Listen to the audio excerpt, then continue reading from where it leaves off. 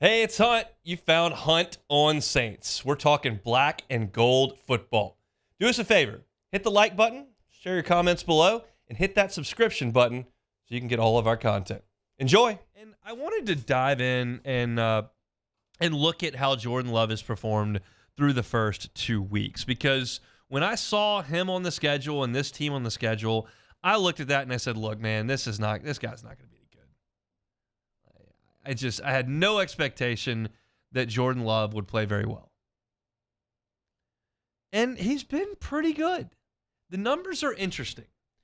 At Chicago in the opener, on the road, hated rival, packed house, high intensity, he was 15 of 27, so only 55%.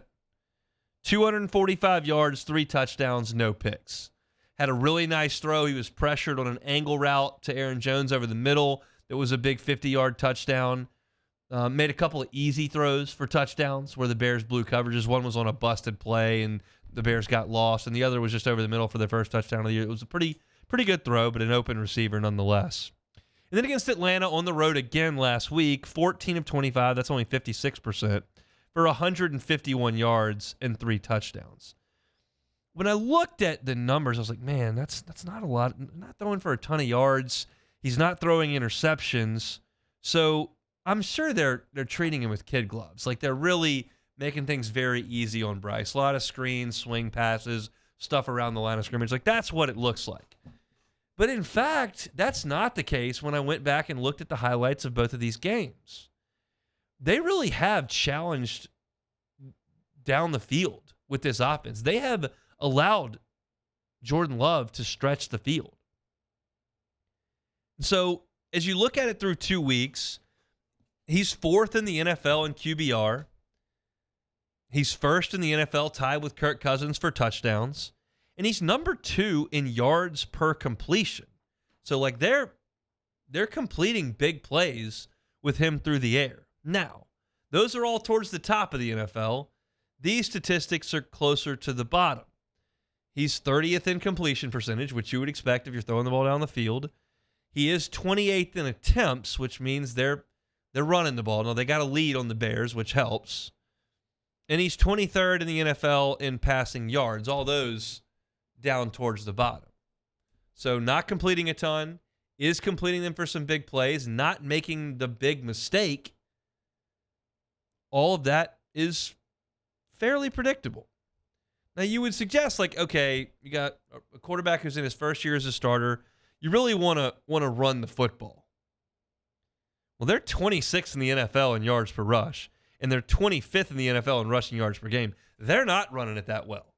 And the Saints' defensive front has played well through 2 games. The Saints' whole defense has played well through 2 games, but the front's been very good. And then you look to the fact that David Bakhtiari is dealing with an injury up front. Like, the Packers are banged up on their offensive line.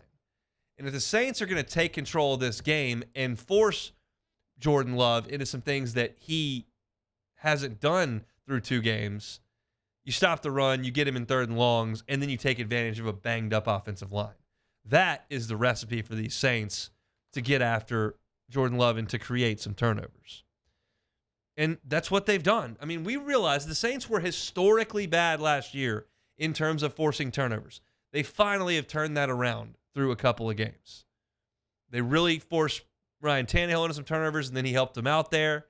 And then Bryce Young, was forced into a couple bad plays, and then even had one turnover that was called back for a holding back in the secondary. But the Saints got the pass rush, got the ball loose, and did recover. It would have been a huge play if not for the defensive holding. So another opportunity for the Saints to get out there and play really well up front. The question was asked to Dennis Allen, like, y'all have been amazing on defense. You haven't allowed anybody over 20 in 10 games. It's a franchise record. It's amazing. Can you sustain this? I don't know why we can't. Now, does that mean every single game you go out there, you're holding teams to 16, 17 points? I don't know. That's pretty lofty expectations throughout an entire season on a game in and game out basis. But that's the standard. And look, I think our guys, as long as they continue to come in and work the way that they're working, focus on all the details, play the game the way it's supposed to be played, and everybody just focuses on making sure they're doing their job. And if all 11 do that on every single play, I don't see any reason why we can't, sustain that type of defense. I'm with him. I think they can be really, really good. Clearly, they did at the end of the last year, and they've done it here. And you can say, well, that's a rookie quarterback in his first home game on Monday Night Football last week. Whoop-de-doo. Tannehill's over the hill, whatever. But, again, you look at who they're playing, and these are the types of quarterbacks, whether they're super young, whether Anthony Richardson's ready to go and you play him, C.J. Stroud in a couple of weeks, or Bryce Young. I keep doing it. Jordan Love in this spot. Like, they're all kind of the same. And the Saints defense is good and should be able to consistently hold teams around 20. And with the weapons that Saints have on offense and the defense playing like that, they should win a lot more than they lose. I would feel differently if the Saints were in the Patriots division and Rodgers wasn't hurt. And you had Tua playing like that with Tyreek Hill, and you had Aaron Rodgers with Garrett Wilson and that crew in New York, and then you had to play Josh Allen in Buffalo a couple times, and that was 6 of your games. I'd be like, well, I mean, yeah, they're knocking Tannehill around, but what about when they get to Rodgers and Josh Allen? That's not the case. It's Desmond Ridder. It's Baker Mayfield. It's Bryce Young. So I do think it's sustainable, and I do think the Saints can be one of the top 5 defenses in the NFL.